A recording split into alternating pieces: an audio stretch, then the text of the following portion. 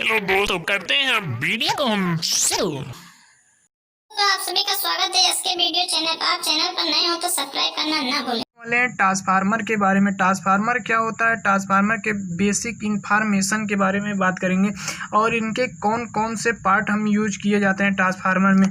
सबसे पहले जैसे हमारा वाइंडिंग है, कोर है, कंजर्वेटर टैंक है और होल टैंक, एक ऑयल ट्यूब का प्रयोग। क्योंकि सबसे पहले हम वीडियो को शुरू करते हैं। अगर आप चैनल पे नए हो तो वीडियो को सब्सक्राइब करना ज़रूर ना भूलें। हम सबसे पहले बात करते हैं ट्रांसफार्मर के बेसिक क्वेश्चन के बारे में, जो हमने कुछ क्वेश्चन लिखा है। सबसे पहले ट्रांसफार्मर क्या होता है। ट्रांसफार्मर एक स्टैटिक डिवाइस होता है। ये सबसे वेरी इंपॉर्टेंट है क्योंकि इसमें मूविंग पार्ट नहीं होता, इसलिए ट्रांसफार्मर को स्टैटिक डिवाइस कहता है। या वोल्टेज को अप एंड डाउन करने के लिए प्रयोग किया जाता है। ट्रांसफार्मर का मुख्य कार्य क्या होता है, वोल्टेज को अप एंड डाउन यानी घटाने और बढ़ाने के लिए ही हम ट्रांसफार्मर का प्रयोग करते हैं। जैसे कि आपको सिंगल फेज ट्रांसफार्मर का स्टेप डाउन ट्रांसफार्मर दिख रहा है, क्योंकि इसमें प्राइमरी वाइंडिंग जो दिखाई गई है,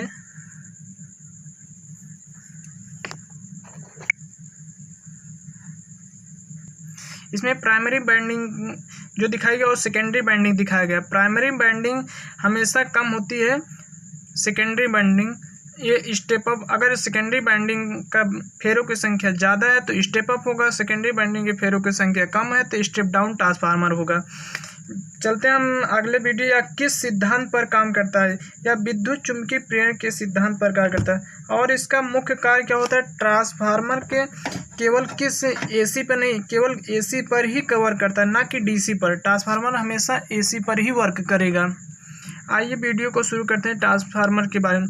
ट्रांसफार्मर के जैसे दिख रहा है आपको, बाइंडिंग दिख रही है, दो बाइंडिंग, एक प्राइमरी बाइंडिंग है और सेकेंडरी बाइंडिंग है। प्राइमरी बाइंडिंग का काम होता है इनपुट सप्लाई के लिए, हमें एसी इनपुट सप्लाई हमेशा एसी दिया जाता है। ट्रांसफार्मर को हमेशा इनपुट सप्लाई एसी दिया जाता है, इसका प्राइमरी बाइंडिंग। और सेकेंडरी बाइंडिंग का काम होता है लोड से संयोजित करने के लिए हम सेकेंडरी बाइंडिंग का प्रयोग किया जाता है।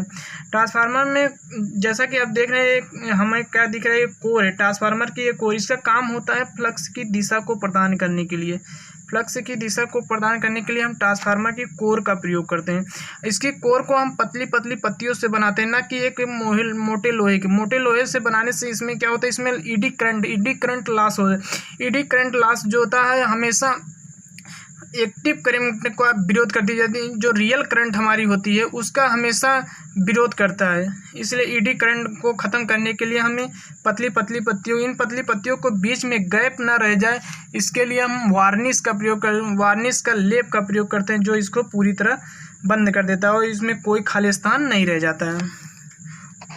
आइए हम बात करते हैं ट्रांसफार्मर के टैंक। ये जो हमारा दिख रहा है पूरा हमारा ट्रांसफार्मर का टैंक दिख रहा है। इसके अंदर पूरी इस बाइंडिंग को हम संयोजित करते हैं। इस बाइंडिंग को संयोजित करने के बाद इसमें कुछ खाली स्थान रहता है। हमने बताया कि खाली स्थान रहेगा तो वहाँ पर ईडी करंट लॉस हो जाएगा। ईडी लॉस को बचाने के लिए इसके अंदर हम क्या भर दे देते हैं, ऑयल भरते हैं। जो ऑयल होता है पूरी तरह, इसका नाम होता है नेथेन ऑयल। नेथेन ऑयल जो पूरी तरह इंसुलेटेड ऑयल होता है, ना कि नमी रहित ऑयल नहीं होता है। इसमें नमी तनिक मात्रा में भी नहीं रहता है, इसमें पूरा इंसुलेटेड ऑयल होता है। ये ऑयल पूरे टैंक में पूरी तरह से भरा हुआ है।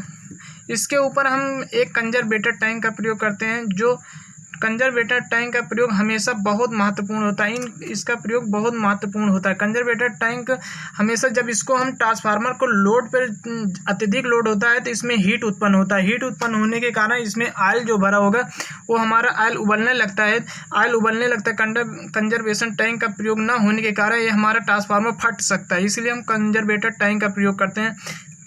इसमें जो बचा हुआ ऑयल होता है वो चला जाता है कंजर्वेटर टैंक में, और जब हमारा ऑयल ठंडा हो जाता है तो फिर अपने स्थान पर वापस आ जाता है। इसके स्थान पर हम कंजर्वेटर टैंक में एक ब्रीदर का प्रयोग, ब्रीदर का काम होता है, सिलिका जेल लगाई होती है जो इसमें नमी को सोखता है। नमी को सोख के अंदर हवा आने देता है, या इसमें जो नमी रहता है नमी को बाहर करता है। उसके लिए हम क्या करते हैं, ब्रीदर का प्रयोग करते हैं। उसी के स्थान पर एक रिले का काम क्या होता है, अलार्म को सूचित, यानी इसमें अंदर के फॉल्ट को सूचित करने के लिए हम रिले का प्रयोग किया जाता है। उसके बाद हमने जो कंजर्वेटर में टैंक में जो ऑयल भरा जाता है हमेशा आधा ऑयल भरा जाता है, ना कि पूरा ऑयल। इसमें क्या होता है कि जब ट्रांसफार्मर में हीट होगा तो इसमें जो बचा हुआ ऑयल होता है, उबलता है ऑयल, वो ऊपर चला जाएगा कंजर्वेटर टैंक के खाली स्थान में पूरा फिल हो जाएगा। फिर उसके बाद जब हमारा ऑयल थोड़ा थोड़ा धीरे धीरे लोड कम होने पर जब हमारा ऑयल कम ठंडा हो जाता है तो उसके बाद जो टैंक में भरा ऑयल होता है फिर अपने स्थान पर वापस आ जाता है।